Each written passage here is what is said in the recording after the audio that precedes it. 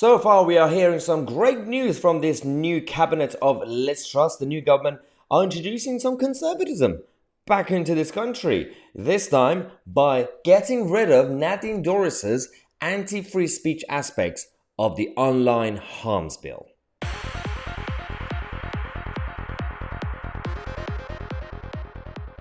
Yes, I mean, to be objective, despite all the criticisms of Liz Truss and everybody else in the cabinet, when they do something well, I do praise them as usual. This one is about the aspects of the free speech, anti-free speech laws when it came to the online harms bill. Boris Johnson and Nadine Dorries pushed through this idea that you're going to have to basically police the online world, not even just the offline world, the real world, for content that could actually be legal. So it's not illegal, whatever you say, but could be harmful. So somebody could get offended. Someone's feelings will be hurt.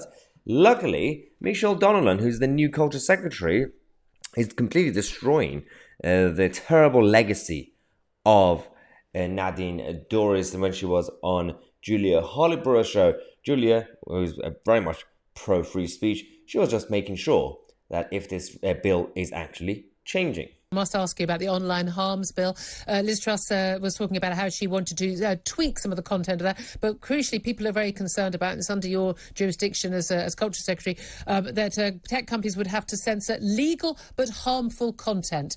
We shouldn't be ever censoring legal content, should we? Well, Julia is absolutely spot on. But what did Michelle Donelan say?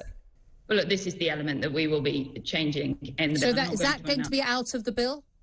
I'm not going to announce exactly how and which bits and which clauses, etc., because that wouldn't be the correct process. That does need to be done in Parliament. But what I can assure your listeners and your viewers is that we won't be editing the element of the bill that impacts children and their safety online, which I'm sure we can all agree is paramount and was a manifesto commitment. But for adults, in relation to speech for adults, we will be changing, and I will be detailing. This is absolutely spot on. So one good benefits when it comes to the new cabinet and people like Michelle Donelan, Secretary of State for Culture, is unlike some of the stuff that we had from previous governments where they just make announcements before introducing it to the House of Commons, and of course the Speaker of the Commons will get angry.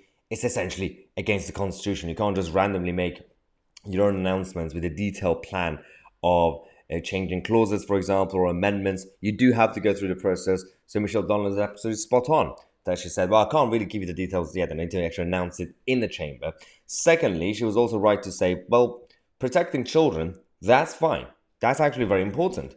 Those elements of the bill, especially when it comes to exploitation of children, that needs to stay. But when it comes to adults and free speech, that's going away now. And this is great news.